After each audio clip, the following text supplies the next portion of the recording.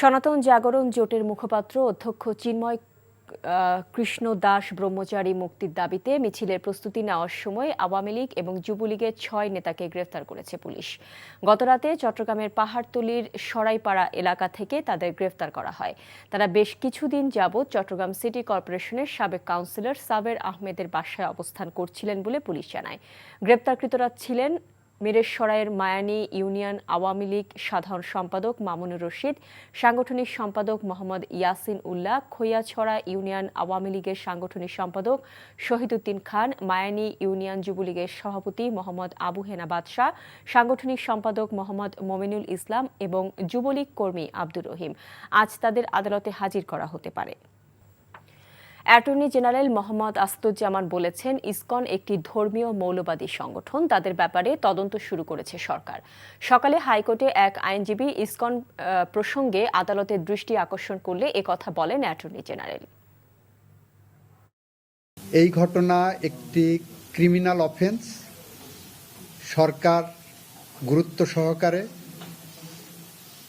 এই ঘটনাটিকে দেখছেন এবং এইটার যথাযথ আইনি পদক্ষেপ সরকার নেবেন।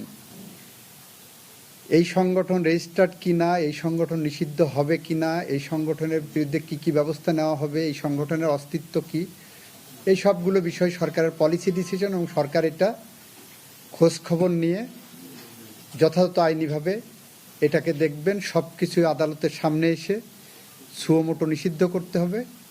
এই প্রক্রিয়ার সাথে আপনাদের জুডিশিয়াল রিভিউয়ের যে অ্যাকশন সেটা যাওয়া উচিত না বলে আমি মনে করি।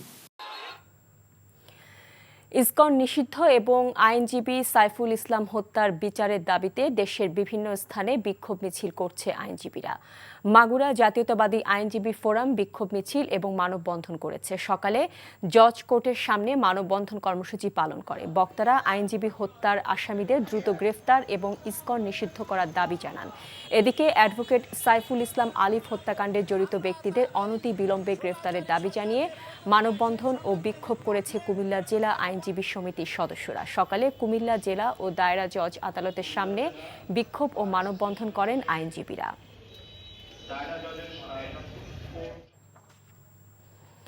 এবার যাচ্ছি চট্টগ্রাম কোর্ট বর্জনের খবর জানতে। সেখানে আছেন আমাদের স্পেশাল করেসপন্ডেন্ট শামসুল হক হায়দরি। হায়দরি, আইনজীবীদের আদালত বর্জন ছাড়া আর কি কি কর্মসূচি আছে আমাদের জানাবেন। এছাড়া আমাদের সহকর্মী আরিচ কিছুক্ষণ আগে জানাচ্ছিলেন যে যৌথ বাহিনীর অভিযানে প্রায় ৩০ জনের মতো আটক হয়েছে। তো আইন শৃঙ্খলা ব্যবস্থা এখন পর্যন্ত কেমন দেখছেন আপনি?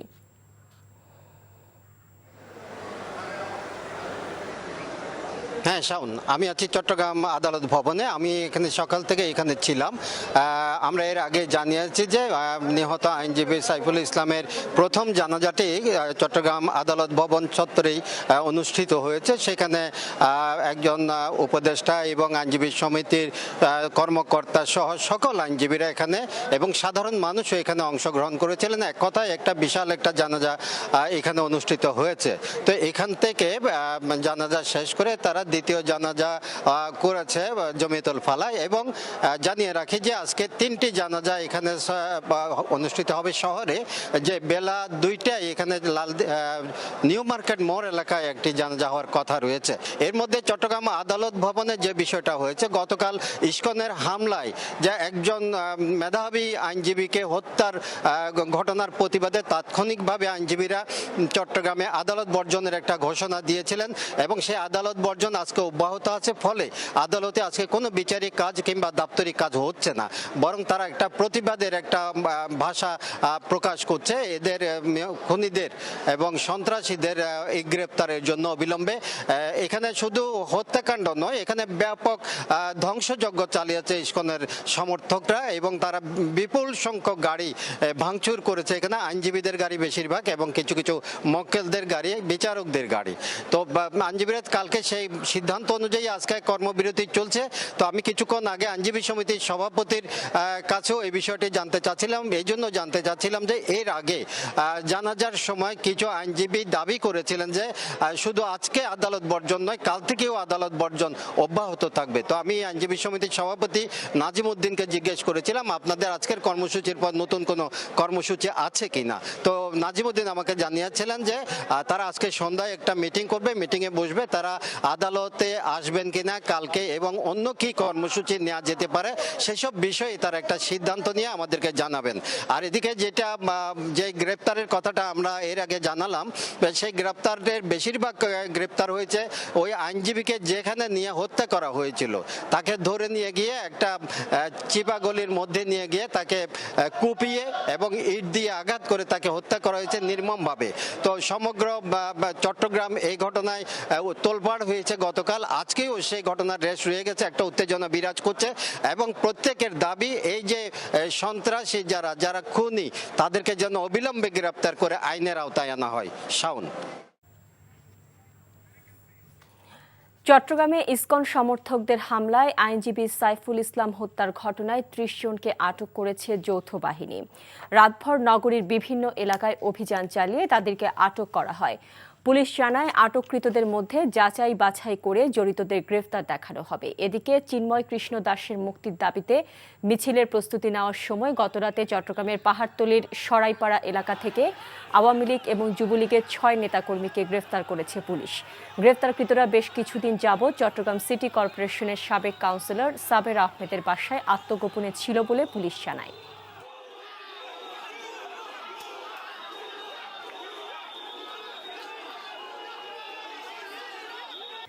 ইসকনের হামলায় নিহত আইনজীবী সাইফুল ইসলাম আলিফের প্রথম নামাজের জানাজা চট্টগ্রাম আদালত প্রাঙ্গণে অনুষ্ঠিত হয়েছে, আর দ্বিতীয় জানাজা অনুষ্ঠিত হয় জমিয়াতুল ফালা মসজিদ ময়দানে। জানাজায় স্থানীয় সরকার উপদেষ্টা হাসান আরিফ, ছাত্রনেতা সার্জিস আলম, হাসনাত আবদুল্লাহ সহ অংশ নেয় বিপুল সংখ্যক মানুষ। বিকেলে লোহাগাড়ায় গ্রামের বাড়িতে তাকে দাফন করার কথা রয়েছে। এদিকে আলিফ হত্যার প্রতিবাদে আজ চট্টগ্রাম আদালতে কর্মবিরতি পালন করছেন আইনজীবীরা। তারা হত্যাকাণ্ডের সুষ্ঠু বিচার দাবি করেছেন। চট্টগ্রাম থেকে শামসুল হক হায়দরির পাঠানো রিপোর্ট। সাইফুল ইসলাম আলিফের নিথর দেহ আনা হলো আদালত চত্বরে। গতকাল সকালেও আদালতে ছিল তার পদচারণা। তরুণ আইনজীবী হিসাবে সবার কাছে প্রিয় ছিলেন আলিফ। লাশের ফ্রিজিং ভ্যানে রাখা হলো মরদেহ। দেখতে ভিড় করেন দীর্ঘদিনের সহপাঠীরা, অনেকে কান্নায় ভেঙে পড়েন। আদালত চত্বরে তার প্রথম নামাজে জানাজা অনুষ্ঠিত হয়। জানাজায় অংশ নেন স্থানীয় সরকার উপদেষ্টা হাসান আরিফ সহ নানা শ্রেণী পেশার মানুষ। পরে জমিয়াতুল ফালাহ মসজিদে হয় দ্বিতীয় জানাজা। এটা নিজেরা আইন হাতে নিয়েছেন, এই বিষয়ে একটা মামলা হওয়া দরকার। আর আদালতে যারা কোর্টে গিয়ে প্রেসার করেছেন এবং দরজায় লাথি মেরেছে বলে আমরা শুনেছি, যারা যারা একটার সাথে জড়িত তার একটা মামলা হওয়া উচিত। মঙ্গলবার চট্টগ্রাম আদালতের মূল ফটকের সামনে রঙ্গম সিনেমা হল সংলগ্ন এলাকায় ইসকন সমর্থকদের হামলায় নিহত হন সাইফুল ইসলাম। এ সময় আহত হয়েছেন আরও 15 জন। NTV news desk. এ বিষয়ে জানতে যাচ্ছি চট্টগ্রামে নগরীর ইস্পাহানি মোড়ে আছেন আমাদের সিনিয়র করেসপন্ডেন্ট আরিচ আহমেদ, তার কাছে।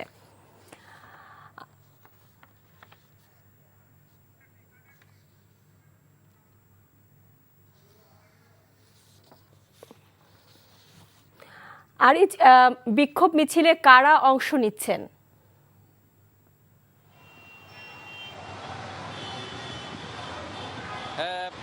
শাওন, দ্বিতীয় জানাজা শেষ হয়েছে একটু আগে চট্টগ্রামের জমিয়াতুল ফালাহ মসজিদ ময়দানে। সেটি ছিল সাইফুল আলম আলিফের যে জানাজাটা, দ্বিতীয় জানাজার নামাজটি স্মরণকালের একটি সর্ববৃহৎ হিসেবে বলছেন সংশ্লিষ্টরা। এরপর থেকে বিশাল পুরো এলাকা জুড়ে, চট্টগ্রামের বিভিন্ন এলাকা জুড়ে আসলে এখানে বিক্ষোভ মিছিল শুরু হয়েছে এবং এই মুহূর্তে যে বিক্ষোভ মিছিলটি শুরু হয়েছে সেটি জমিয়াতুল ফালাহ থেকে শুরু করে দেওয়ানহাট এবং টাইগার পাস মোড়ের দিকে যাচ্ছে এবং সেই বিক্ষোভ মিছিলের নেতৃত্ব দিচ্ছেন বৈষম্যবিরোধী ছাত্র আন্দোলনের সমন্বয়ক সার্জিস এবং হাসনাতকে আমরা দেখেছি মিছিলের অগ্রভাগে, এবং এর পাশে একটি গাড়িতে স্থানীয় উপদেষ্টা হাসান আরিফ ও আমরা লক্ষ্য করেছি। তবে এই মিছিলটি এখন ইস্পাহানি মোড় থেকে শুরু হয়ে টাইগার পাস অভিমুখে যাচ্ছে। আমরা চেষ্টা করছি আপনাদেরকে মিছিলের অগ্রভাগে দেখাতে। এটি আসলে যে এর আগে প্রথম জানাজা চট্টগ্রাম আদালত প্রাঙ্গণে অনুষ্ঠিত হয়েছে, সেটিও চট্টগ্রামের নাগরিকরা এবং আইনজীবীর পাশাপাশি সাধারণ নাগরিকরাও সেখানে উপস্থিত হয়েছেন। এর পাশাপাশি এরপরে দ্বিতীয় জানাজার নামাজ শেষে চট্টগ্রামের লোহাগাড়া তার পারিবারিক গোরস্থানে নিয়ে যাওয়া হয়েছে। তো সব মিলিয়ে গত সন্ধ্যার পর থেকে যে ইসকনের হাতে নির্মমভাবে নিহত চট্টগ্রামের একজন তরুণ আইনজীবী এর নিহতের পরে পুরো চট্টগ্রাম জুড়ে আসলে একটা উত্তাল নগরীতে পরিণত হয়েছিল এবং সেটির রেশ ধরে এখনো পর্যন্ত প্রতিটা অলিতে গলিতে এবং বিক্ষোভ মিছিল সমাবেশ হচ্ছে। তো এরপরে এখানে জামায়াতে ইসলামী তাদের কর্মী হিসেবে দাবি করছে এবং আজকে সারাদিন ব্যাপী তারা নানা কর্মসূচি হাতে নিয়েছে। এর মধ্যে আমাদেরকে যেটা চট্টগ্রাম মহানগর জামাতের আমির আমাদেরকে যেটা জানিয়েছেন, তারা দুপুরের পর থেকে চট্টগ্রামের বহদ্দারহাট এলাকায়ও সমাবেশ করবে এবং বিক্ষোভ সমাবেশ সহ নানা কর্মসূচি দিয়েছে। এছাড়া আইন শৃঙ্খলা পরিস্থিতি যদি বলি, গত সন্ধ্যার পর থেকে যৌথ বাহিনী চট্টগ্রামের বিভিন্ন এলাকায় তারা অভিযান চালিয়েছে। এই পর্যন্ত প্রায় 30 জনকে আটক করা হয়েছে এবং এর মধ্যে সন্দেহভাজনও আছে কয়েকজন। তবে আইন শৃঙ্খলা রক্ষাকারী বাহিনীর যৌথ বাহিনী যেটা বলছেন যে তাদের অভিযান অব্যাহত থাকবে এবং যারা এই ঘটনার সাথে জড়িত তাদেরকে আইনের আওতায় আনা হবে। এছাড়া আপনি জানেন যে চট্টগ্রামের আদালতে আজকে তারা কর্মবিরতি পালন করছে এবং সেখানে আদালতের কার্যক্রম বলতে গেলে পুরোটাই বন্ধ। যদিও বা ইসকন নেতার আজকে একটি জামিন শুনানির কথা ছিল, তবে আইনজীবীদের আন্দোলনের কারণে সেটিও আর হচ্ছে না এবং একইভাবে আগামীকালও তাদের নতুন কর্মসূচি ঘোষণা করবে এমনটি জানিয়েছেন। এছাড়া আপনি জানেন যে শাওন এই ছিল এখানকার সর্বশেষ। জিয়া চ্যারিটেবল ট্রাস্ট দুর্নীতি মামলায় বিএনপি চেয়ারপারসন বেগম খালেদা জিয়া সহ সব আসামিকে খালাস দিয়েছে হাইকোর্ট। আজ সাজার বিরুদ্ধে বেগম জিয়ার আপিল মঞ্জুর করে বিচারপতি AKM আসাদুজ্জামান ও বিচারপতি সৈয়দ এনায়েত হোসেনের দ্বৈত বেঞ্চ এ রায় দেন। জিয়া চ্যারিটেবল ট্রাস্ট দুর্নীতি মামলায় খালেদা জিয়ার সাজার বিরুদ্ধে গত 20 নভেম্বর আপিল শুনানি শুরু হয়। 2018 সালের অক্টোবরে জিয়া চ্যারিটেবল ট্রাস্ট দুর্নীতি মামলায় খালেদা জিয়া সহ 4 আসামিকে 7 বছরের সশ্রম কারাদণ্ড দেয়। একই সাথে প্রত্যেককে 10 লাখ টাকা জরিমানাও করা হয়। আর ট্রাস্টের নামে কেনা কাকরাইলে 42 কাঠা জমি বাজেয়াপ্ত করে তা রাষ্ট্রের অনুকূলে নেওয়ার আদেশ দেওয়া হয়। পরে এই রায়ের বিরুদ্ধে আপিল করেন খালেদা জিয়া। রায়ের পর খালেদা জিয়া আইনজীবীরা জানান, রাজনৈতিক উদ্দেশ্যে এই মামলা করা হয়েছিল। এদিকে বড়পুকুরিয়া কয়লা খনি দুর্নীতি মামলায় বেগম খালেদা জিয়া সহ 3 জনকে অব্যাহতি দিয়েছে আদালত। এই মামলার মধ্যে ইনফ্যাক্ট কোনো সাক্ষী বলে নাই যে বেগম খালেদা জিয়া এই জিয়া চ্যারিটেবল ট্রাস্টের নামে কোনো ক্ষমতার অপব্যবহার করে কোনো টাকা আত্মসাৎ করেছে। এই সাবমিশনের আইনগত ভিত্তি রয়েছে, সেই জন্য আসামি আপিল মঞ্জুর, আসামি খালাস। মামলাটা মূলত ছিল পলিটিক্যালি মোটিভেটেড একটা কেস, যেখানে কোনো আইনগত ভিত্তি ছিল না। দেশনেত্রী বেগম খালেদা জিয়াকে রাজনৈতিকভাবে হয়রানি করার জন্য এবং দলকে ক্ষতিগ্রস্ত করার জন্য এই অসৎ উদ্দেশ্য নিয়ে মামলাটা দায়ের করেছিলেন। দেশনেত্রী বেগম খালেদা জিয়া আজকের এই শর্ট জাজমেন্ট যেটা বলেছেন মহামান্য আদালত, আপিল অ্যালাউ করেছেন, আমরা সন্তুষ্ট এবং ন্যায় বিচার দেশনেত্রী বেগম খালেদা জিয়া পেয়েছেন আজকের এই রায়ের মাধ্যমে। লাখো মানুষের ভালোবাসায় সিক্ত হলেন তরুণ আইনজীবী সাইফুল ইসলাম আলিফ। জামিয়াতুল ফালাহ মসজিদ মাঠে তার জানাজায় মানুষের ঢল নামে। আর প্রথম জানাজা অনুষ্ঠিত হয় আদালত প্রাঙ্গণে। জানাজায় স্থানীয় সরকার উপদেষ্টা হাসান আরিফ, ছাত্রনেতা সার্জিস আলম, হাসানাত আবদুল্লাহ ও বিভিন্ন রাজনৈতিক দলের নেতা সহ বিপুল সংখ্যক মানুষ অংশ নেয়। বিকেলে লোহাগড়ার গ্রামের বাড়িতে তাকে দাফন করার কথা রয়েছে। এদিকে আলিফ হত্যার প্রতিবাদে আজ চট্টগ্রাম আদালতে কর্মবিরতি পালন করছেন আইনজীবীরা। তারা হত্যাকাণ্ডের সুষ্ঠু বিচার দাবি করেছেন। বিস্তারিত জীবন আহমেদের ডেস্ক রিপোর্টে। জমিয়াতুল ফালাহ মসজিদ ময়দানে জানাজায় অংশ নিতে হাজারো মানুষের ঢল নামে।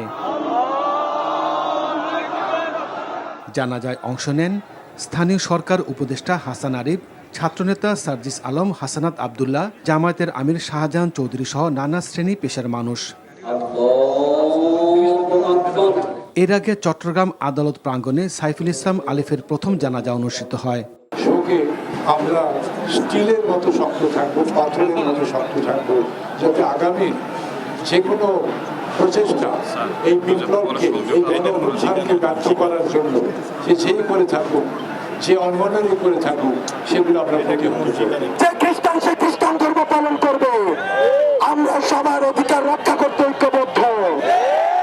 কিন্তু ধর্মের দোহাই দিয়ে ধর্মের নামে যারা উগ্রবাদী সংগঠন পরিচালনা করবে, সেসব উগ্রবাদী সংগঠনকে বাংলাদেশে এক হাত জায়গাও দেওয়া হবে না। আমরা স্পষ্ট করে সকল প্রতারকদেরকে বলে দিতে চাই, চাপতেছে কেন?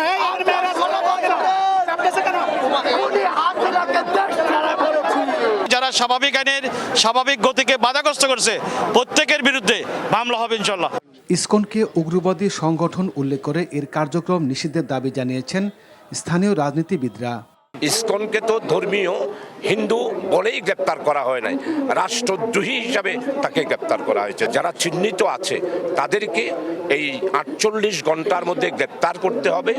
আর ইসকনের অস্ত্রধারী তাদের যেই ক্যান্টনমেন্ট আছে, ঘেরাও করে অস্ত্রগুলো উদ্ধার করতে হবে।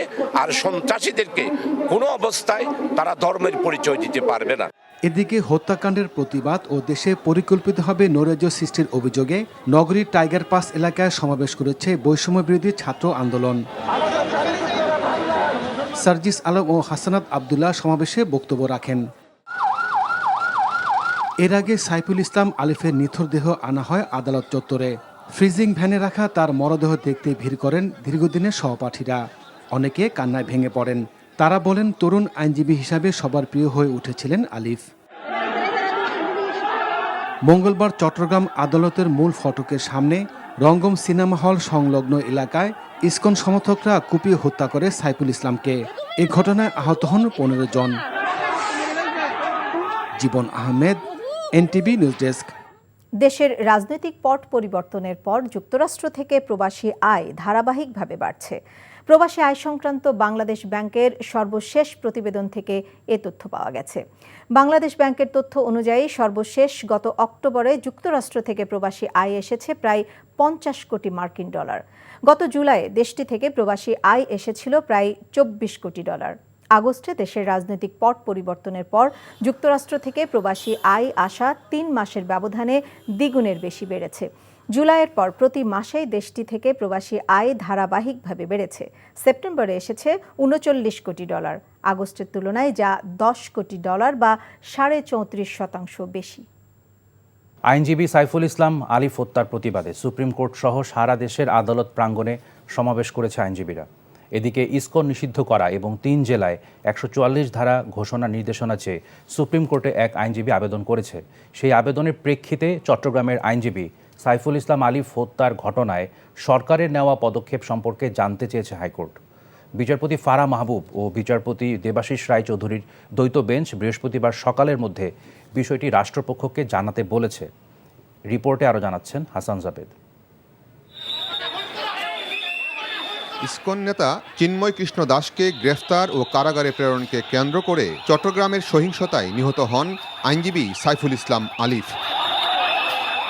সেই ঘটনায় পত্রিকায় প্রকাশিত প্রতিবেদন নিয়ে শতপ্রণোদিত রুল জারির জন্য আবেদন করেন আইনজীবী মোহাম্মদ মনির উদ্দিন। একই সাথে ইসকনকে নিষিদ্ধ করা এবং 3 জেলায় 144 ধারা ঘোষণারও নির্দেশনা চান তিনি। আমার কোর্টের কাছে প্রেয়ার ছিল যে চট্টগ্রাম কোর্টে যে আমার লার্নেড ব্রাদারকে হত্যা করা হয়েছে, এই লার্নেড ব্রাদারের হত্যার জন্য একটা সুস্থ বিচার এবং ইসকনকে নিষিদ্ধ করা হোক। পরে আদালত বিষয়টি সম্পর্কে অ্যাটর্নি জেনারেলের কাছে জানতে চান। সবকিছু আদালতের সামনে এসে সুমোটো নিষিদ্ধ করতে হবে। এই প্রক্রিয়ার সাথে আপনাদের জুডিশিয়াল রিভিউয়ের যে অ্যাকশন সেটা যাওয়া উচিত না বলে আমি মনে করি। অ্যাটর্নি জেনারেল আরও বলেন, সরকার গুরুত্ব সহকারে এই ঘটনাটিকে দেখছে। এই ঘটনা একটি ক্রিমিনাল অফেন্স। সরকার গুরুত্ব সহকারে এই ঘটনাটিকে দেখছেন এবং এইটার যথাযথ আইনি পদক্ষেপ সরকার নেবেন। এই সংগঠন রেজিস্টার্ড কিনা, এই সংগঠন নিষিদ্ধ হবে কিনা, এই সংগঠনের বিরুদ্ধে কী ব্যবস্থা নেওয়া হবে, এই সংগঠনের অস্তিত্ব কী, এই সবগুলো বিষয় সরকারের পলিসি ডিসিশন এবং সরকার এটা খোঁজখবর নিয়ে যথাযথ আইনিভাবে এটাকে দেখবেন। এদিকে ইসকন নিষিদ্ধ ও আইনজীবী সাইফুল ইসলাম হত্যার বিচার দাবিতে সুপ্রিম কোর্ট সহ দেশের বিভিন্ন স্থানে সমাবেশ ও বিক্ষোভ মিছিল করেছেন আইনজীবীরা। জাতীয়তাবাদী আইনজীবী ফোরামের এই সমাবেশে বক্তারা অভিযোগ করেন, ধর্মীয় সম্প্রীতি নষ্ট এবং দেশে অস্থিরতা তৈরি করছে ইসকন, তাই তাদের নিষিদ্ধ করার দাবি জানান তারা। সাইফুল ইসলাম হত্যার প্রতিবাদে মানববন্ধন ও প্রতিবাদ সমাবেশ করেছে রাজশাহী আইনজীবী সমিতি। বক্তারা হত্যাকাণ্ডে জড়িতদের দ্রুত গ্রেফতার ও বিচার দাবি করেন। নাটোর জেলা আইনজীবী সমিতির কার্যালয়ের সামনে অনুষ্ঠিত মানববন্ধন থেকে অপরাধীদের গ্রেফতার করে দ্রুত বিচার নিশ্চিত করার দাবি জানানো হয়। মাগুরায় জাতীয়তাবাদী আইনজীবী ফোরাম বিক্ষোভ মিছিল এবং মানববন্ধন করেছে। কুমিল্লা জেলা আইনজীবী সমিতির পক্ষ থেকেও আইনজীবী সাইফুল ইসলাম আলিফ হত্যাকাণ্ডে জড়িতদের অবিলম্বে গ্রেফতারের দাবি জানানো হয়। এছাড়া খুলনা, চুয়াডাঙ্গা, যশোর এবং শরীয়তপুরেও প্রতিবাদ সমাবেশ এবং বিক্ষোভ মিছিল করেছেন আইনজীবীরা। Hasan Jabed, NTV news, Dhaka. Zia charitable trust দুর্নীতি মামলায় বিএনপি চেয়ারপারসন বেগম খালেদা জিয়া সহ সব আসামিকে খালাস দিয়েছে হাইকোর্ট। সকালে দুর্নীতি মামলায় রায়ের বিরুদ্ধে আপিল মঞ্জুর করে এই রায় দেন বিচারপতি AKM আসাদুজ্জামান ও বিচারপতি সৈয়দ এনায়েত হোসেনের হাইকোর্ট বেঞ্চ। এদিকে বড়পুকুরিয়া কয়লা খনি দুর্নীতি মামলা থেকে অব্যাহতি পেয়েছেন দলটির চেয়ারপারসন সহ সাবেক মন্ত্রী আলতাফ হোসেন চৌধুরী ও ডক্টর খন্দকার মোশাররফ হোসেন। আপেল শাহরিয়ারের রিপোর্ট। জিয়া চ্যারিটেবল ট্রাস্ট দুর্নীতির অভিযোগে 2018 সালের 29 অক্টোবর দুর্নীতি মামলায় খালেদা জিয়াকে 7 বছরের কারাদণ্ড দেয় আদালত। ওই রায়ের বিরুদ্ধে গত 20 নভেম্বর আপিল শুনানি শুরু হয়। দীর্ঘ শুনানি শেষে আজ সাজার বিরুদ্ধে আপিল মঞ্জুর করে রায় দেন বিচারপতি AKM আসাদুজ্জামান ও বিচারপতি সৈয়দ এনায়েত হোসেনের হাইকোর্ট বেঞ্চ। ফলে জিয়া চ্যারিটেবল ট্রাস্ট দুর্নীতি মামলা থেকে খালাস পেলেন বিএনপি চেয়ারপারসন বেগম খালেদা জিয়া। মামলাটা মূলত ছিল পলিটিক্যালি মোটিভেটেড একটা কেস, যেখানে কোনো আইনগত ভিত্তি ছিল না। দেশনেত্রী বেগম খালেদা জিয়াকে রাজনৈতিকভাবে হয়রানি করার জন্য এবং দলকে ক্ষতিগ্রস্ত করার জন্য এই অসৎ উদ্দেশ্য নিয়ে মামলাটা দায়ের করেছিলেন। দেশনেত্রী বেগম খালেদা জিয়া আজকের এই শর্ট জাজমেন্ট যেটা বলেছেন মহামান্য আদালত, আপিল অ্যালাউ করেছেন, আমরা সন্তুষ্ট এবং ন্যায় বিচার দেশনেত্রী বেগম খালেদা জিয়া পেয়েছেন আজকের এই রায়ের মাধ্যমে। এদিকে বড়পুকুরিয়া কয়লা খনি দুর্নীতি মামলায় বেগম খালেদা জিয়া সহ 3 জনকে অব্যাহতি দিয়েছে আদালত। ঢাকা মহানগর দায়রা জজ আবু তাহের বুধবার এ আদেশ দেন। রাজনৈতিক উদ্দেশ্যে এই মামলা করা হয়েছিল বলে জানায় বেগম জিয়ার আইনজীবী। আমরা আজকে আদালতে এই কথাই বলেছি যে এই মামলার এজাহারে ম্যাডাম খালেদা জিয়ার বিরুদ্ধে কোনো মামলা সুস্পষ্টভাবে উপস্থাপন করতে পারে নাই। আমরা এটাও বলেছি চার্জশিটে ম্যাডাম খালেদা জিয়ার বিরুদ্ধে তদন্তে কোনো মামলার উপস্থাপন করতে ব্যর্থ হয়েছে। বিজ্ঞ আদালত মামলার এজাহার, চার্জশিট এবং সাক্ষীদের বক্তব্য পর্যালোচনায় কোনো রকম প্রাথমিক অর্থাৎ প্রাইমা ফেসি কোনো কেস না পাওয়ায় তাদেরকে এই মামলার দায় হইতে অব্যাহতির আদেশ প্রদান করেছেন। এ সময় আদালতে মামলার অন্যতম আসামি সাবেক মন্ত্রী আলতাফ হোসেন ও ডক্টর মোশাররফ হোসেন উপস্থিত ছিলেন। Apple Shahriar, NTV news, Dhaka. Visa সংক্রান্ত কাজের জন্য বাংলাদেশে নিযুক্ত মার্কিন দূতাবাসে যান বিএনপি চেয়ারপারসন ও সাবেক প্রধানমন্ত্রী বেগম খালেদা জিয়া। দুপুরে রাজধানীর গুলশানের বাসা ফিরোজা থেকে বের হয়ে দূতাবাসে পৌঁছান তিনি। প্রায় ৪৫ মিনিট সেখানে অবস্থান নেয়ার পরে গুলশানের বাসভবনে ফিরেন বিএনপি চেয়ারপারসন। যুক্তরাষ্ট্রের ভিসার জন্য ফিঙ্গারপ্রিন্ট দিতে দূতাবাসে যান তিনি। এ সময় খালেদা জিয়ার সঙ্গে ছিলেন তার ব্যক্তিগত চিকিৎসক ও স্থায়ী কমিটির সদস্য ডাক্তার AZM জাহিদ হোসেন, দলের সাংগঠনিক সম্পাদক শামা ওবায়েদ। আগামী মাসের প্রথম দিকে বিএনপি চেয়ারপারসন যুক্তরাজ্য যাবার কথা রয়েছে। পরে উন্নত চিকিৎসার জন্য তিনি যুক্তরাষ্ট্রে যেতে পারেন। এরই মধ্যে তিনি যুক্তরাষ্ট্রের ভিসার জন্য আবেদন করেছেন।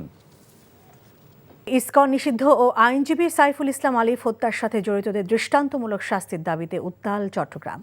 বৈষম্যবিরোধী ছাত্র আন্দোলনের কেন্দ্রীয় আহ্বায়ক হাসনাত আবদুল্লাহ 24 ঘন্টার আলটিমেটাম দিয়ে বলেছেন, ধর্মের দোহাই দিয়ে উগ্রতা সহ্য করা হবে না। আর জুলাই শহীদ স্মৃতি ফাউন্ডেশনের সাধারণ সম্পাদক সার্জিস আলম বলেছেন, বাংলাদেশের মানুষ সকল ধর্মের প্রতি সহানুভূতিশীল। এটাকে কেউ দুর্বলতা মনে করলে তাদের ছেড়ে দেওয়া হবে না। এনামুল হকের ক্যামেরায় চট্টগ্রাম থেকে আরিচ আহমেদের পাঠানো রিপোর্ট জানাচ্ছেন ওয়ালিউল আউলি।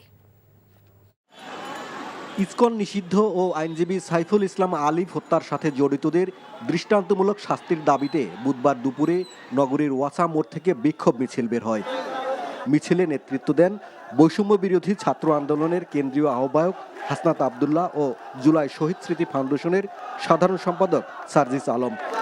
বিভিন্ন সড়ক প্রদক্ষিণ শেষে টাইগার পাস মোড়ে ছাত্র সমাবেশ অনুষ্ঠিত হয়। সমাবেশে ইসকনকে সন্ত্রাসী সংগঠন হিসেবে নিষিদ্ধ ও আইনজীবী সাইফুল ইসলাম আলিফ হত্যাকারীদের 24 ঘন্টার মধ্যে গ্রেপ্তারের আলটিমেটাম দেন। বলেন, ধর্মের দোহাই দিয়ে কোনো রকমের উগ্রবাদী আচরণ সহ্য করা হবে না।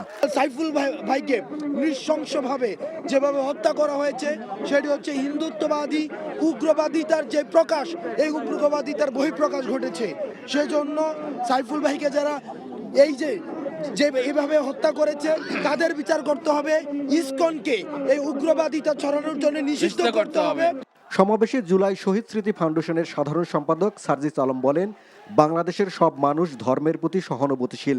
এটাকে যদি কেউ দুর্বলতা মনে করেন তাদের ছেড়ে দেওয়া হবে না। কিভাবে 5 আগস্ট রাতে সারা রাত ওই মন্দির পাহারা দিয়ে সকালে ফজরের নামাজ তার সামনে রাস্তায় পড়েছে, সেখানে এই সহানুভূতিকে কেউ যদি প্রশ্রয় হিসেবে দেখে, শুধু অন্তর্বর্তীকালীন সরকার নয়, বৈষম্য বিরোধী ছাত্র আন্দোলন নয়, জাতীয় নাগরিক কমিটি নয়, পুরো বাংলাদেশ একসাথে এ সকল উগ্রপন্থীদেরকে প্রতিহত করবে।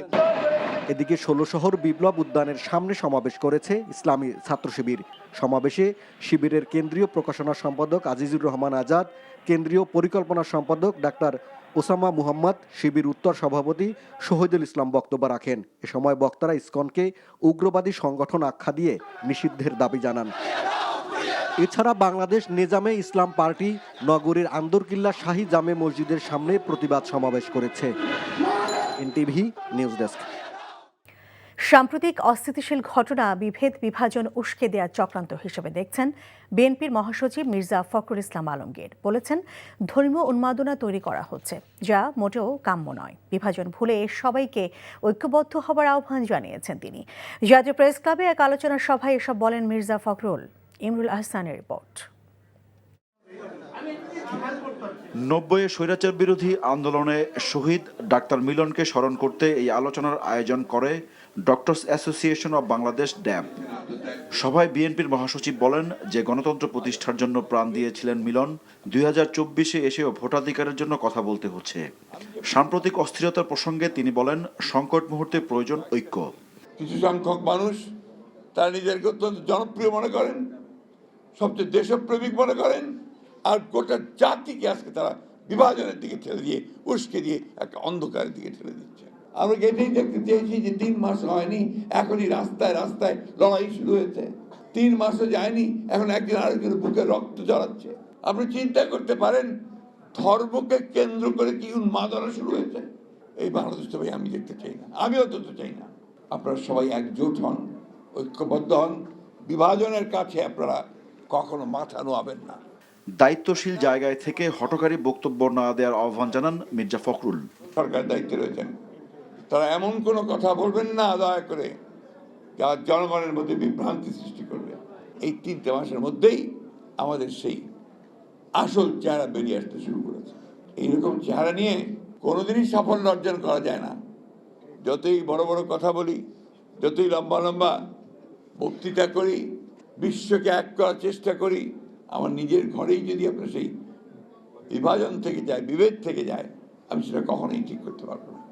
আলোচনায় দলের অন্য নেতারা বলেন, অন্তর্বর্তীকালীন সরকারকে অস্থিতিশীল করতে পতিত স্বৈরাচার ষড়যন্ত্র করছে। স্বৈরাচারের যত দোষর আছে তাদেরকে অনতিবিলম্বে যদি আইনের আওতায় না আনা হয়, সাম্প্রদায়িক অসাম্প্রদায়িক বিভিন্ন ইস্যুতে বিভিন্ন ধরনের আন্দোলন সৃষ্টি করার চেষ্টা করা হবে। যেটা শুরু হয়েছে অন্তর্বর্তীকালীন সরকারকে ব্যর্থ করার জন্য, আমরা চাই অন্তর্বর্তীকালীন সরকার সফলভাবে দ্রুত একটি নির্বাচন দিয়ে গণতন্ত্রকে আবার ফিরিয়ে আনবে। এটাকে বুধবার সকালে ঢাকা মেডিকেল কলেজ হাসপাতালে শহীদ মিলন চত্বরে তার প্রতিকৃতিতে শ্রদ্ধা নিবেদন করা হয় বিএনপির পক্ষ থেকে। Imrul Ahsan, NTV news, Dhaka. জাতির সামনে বর্তমানে যেসব সংকট রয়েছে তা মোকাবেলা করতে এই মুহূর্তে জাতীয় ঐক্যের প্রয়োজন বলে মনে করছে বিএনপি। সন্ধ্যায় প্রধান উপদেষ্টা ডক্টর মোহাম্মদ ইউনূসের সঙ্গে বৈঠকে এই প্রয়োজনীয়তার কথা বলেছেন বিএনপির মহাসচিব মির্জা ফখরুল ইসলাম আলমগীর। এ সময় দ্রুত সময়ের মধ্যে একটি নির্বাচনী রোড ম্যাপ দিতে অন্তর্বর্তী সরকারের প্রতি আহ্বান জানান তিনি। এছাড়া দ্রব্যমূল্য নিয়ন্ত্রণে কার্যকরী পদক্ষেপ নিতেও অনুরোধ জানায় বিএনপির প্রতিনিধি দল। বৈঠকে দলের স্থায়ী কমিটির সদস্য মির্জা আব্বাস, নজরুল ইসলাম খান, আমির খসরু মাহমুদ চৌধুরী ও সালাউদ্দিন আহমেদ উপস্থিত ছিলেন। প্রধান উপদেষ্টা প্রেস সেক্রেটারি শফিকুল ইসলাম জানান, বৈঠকে দেশের সব ধর্মের মানুষকে ঐক্যবদ্ধ থাকার আহ্বান জানিয়েছে প্রধান উপদেষ্টা।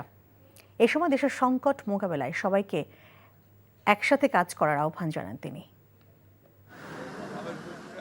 এই মুহূর্তে সবচেয়ে বড় প্রয়োজন হচ্ছে জাতীয় ঐক্য। আমাদের সামনে এখন অনেক বড় চ্যালেঞ্জ রয়েছে। সেই চ্যালেঞ্জগুলোকে মোকাবেলা করার জন্য বিশেষ করে যারা বাংলাদেশের স্বাধীনতার সার্বভৌমত্বে প্রতি হুমকি হয়ে দাঁড়ায় অথবা এর যে স্ট্যাবিলিটি এটাকে যারা বিনষ্ট করতে চায় তাদেরকে প্রতিহত করার জন্য প্রতিরোধ করার জন্য আমাদেরকে অবশ্যই একটা জাতীয় ঐক্য গড়ে তুলতে হবে। সেই কথাগুলো আমরা আপনাদেরকে বলেছি। আমরা সেই সঙ্গে আপনার এটাও বলেছি যে আমাদের নির্বাচন যেটা সবচেয়ে বেশি প্রয়োজন, সংস্কারগুলোকে আপনারা সম্পূর্ণ করে অবিলম্বে যত দ্রুত সম্ভব রোড ম্যাপ দেওয়ার কথা আমরা বলে এসেছি, যে একটা রোড ম্যাপ অত্যন্ত জরুরি। এই কথাগুলি আমরা তাদেরকে বলেছি। প্রধান উপদেষ্টা উনিও এই ন্যাশনাল ইউনিটির কথা বলেছেন, যে জাতির সমস্ত ইউনিটির ক্ষেত্রে, জাতির স্ট্যাবিলিটির ক্ষেত্রে উনি সবার মধ্যে ইউনিটির কথা বলেছেন। সেটা এবং স্টুডেন্ট, ছাত্র, জনতা, হিন্দু, মুসলমান, খ্রিস্টান সবার মধ্যে উনি ন্যাশনাল ইউনিটির বার্তা দিয়েছেন। চিটাংয়ের বিষয়টা আলাপ হয়েছে, ওই একই জিনিস, সবাই ন্যাশনাল ইউনিটি, এবং চিফ অ্যাডভাইজার বলেছেন সবাইকে শান্ত থাকতে বলেছেন।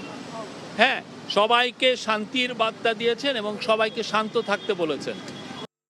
দর্শক, এই মুহূর্তে প্রধান উপদেষ্টা বাসভবন যমুনার সামনে আছেন আমাদের সহকর্মী নজরানা চৌধুরী। আমরা সরাসরি যুক্ত হচ্ছি তার সঙ্গে। নজরানা, বিএনপির 5 সদস্যের একটি প্রতিনিধি দল প্রধান উপদেষ্টা ডক্টর মোহাম্মদ ইউনূসের সঙ্গে বৈঠক করেছেন এবং সেখানে জাতীয় ঐক্য গড়ার কথা বলেছেন সবাই। এছাড়াও আর কি তথ্য আছে আপনার কাছে, আমাদেরকে জানাবেন। লীনা, এই বৈঠকটি ঠিক 6টার সময় শুরু হয়েছে। প্রধান উপদেষ্টার যে সরকারি বাসভবন রাষ্ট্রীয় অতিথি ভবন যমুনায়, সেখানে শুরু হয়। বিএনপির 5 সদস্যের প্রতিনিধি দল এই বৈঠকে অংশ নেয়। প্রধান উপদেষ্টার ছাড়াও কিন্তু প্রধান উপদেষ্টার সাথে আরও 3 জন উপদেষ্টা সেই বৈঠকে ছিলেন, উপদেষ্টা হাসান আরিফ এবং আদিলুর রহমান এবং মাহফুজ আলম। তো প্রায় 1.5 ঘন্টা ব্যাপী এই বৈঠকটি চলে এবং আপনি জানেন যে চট্টগ্রামে একটি পরিস্থিতি তৈরি হয়েছে গত 2 দিন ধরে। সেখানে একটি থমথমে পরিবেশ বিরাজ করছে, উত্তেজনা চলছে এবং গতকালকে একজন আইনজীবী সেখানে নিহত হয়েছেন সংঘর্ষে। এবং এর আগে ঢাকা শহরে স্টুডেন্টদের মধ্যে, বিভিন্ন কলেজের মধ্যে সমস্যা হয়েছে। তো এই ধরনের সমস্যা মোকাবেলার জন্য সরকারকে দ্রুত পদক্ষেপ নিতে বলেছেন বিএনপির পক্ষ থেকে বিএনপির প্রতিনিধি দল। এবং এসব কারণে যেন এবং কোনো কারণেই যেন দেশের মধ্যে কোনো বিভাজন তৈরি না হয়, সেই ক্ষেত্রে নজর দেওয়ার কথা বলেছেন এবং সতর্ক থাকার কথা বলেছেন। এবং প্রধান উপদেষ্টা তাদের কথা মনোযোগ দিয়ে শুনেছেন, এটি ক্যাটাগরিক্যালি কিন্তু বিএনপি মহাসচিব বলেছেন। এবং প্রধান উপদেষ্টা সবার প্রতি আহ্বান জানিয়েছেন, দেশবাসীর প্রতি আহ্বান জানিয়েছেন সবাইকে শান্ত থাকার জন্য। যে কোনো পরিস্থিতিতেই সরকার তার আইনের বলে কিন্তু যে কোনো ধরনের পরিস্থিতি মোকাবেলায় ব্যবস্থা গ্রহণ করবে। সেজন্য জনগণকে নিজেদের আইন হাতে তুলে না নেওয়ার জন্য সবাইকে আইনের প্রতি শ্রদ্ধাশীল থেকে শান্ত থাকার কথা বলেছেন। লীনা, আমাদের কাছে এই পর্যন্তই। ডিম আমদানির পক্ষে নয় মৎস্য ও প্রাণী সম্পদ মন্ত্রণালয়, বরং সিন্ডিকেট ভেঙে দাম স্বাভাবিক রাখতে পদক্ষেপ নেওয়া হচ্ছে বলে জানিয়েছেন সংশ্লিষ্ট উপদেষ্টা ফরিদা আক্তার।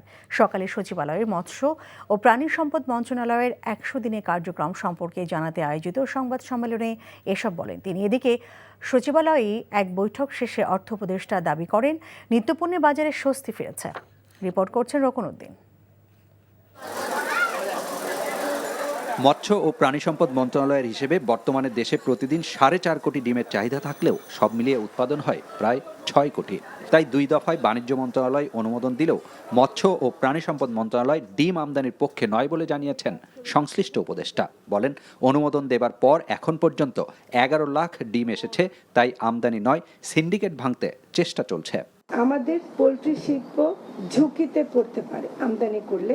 ঢাকায় যে দামের ব্যাপারটা, ওটা সবটা মানে স্বাভাবিক না। এটার মধ্যে সিন্ডিকেট অবশ্যই আছে এবং হাত বদল আছে। আমরা চাইবো যে বাণিজ্য মন্ত্রণালয় আমাদেরকে ওখানে সাহায্য করুক, বেশি আমদানি করতে না, কিন্তু ওখানে বেশি সাহায্য করলে আমরা অবশ্যই পাবো।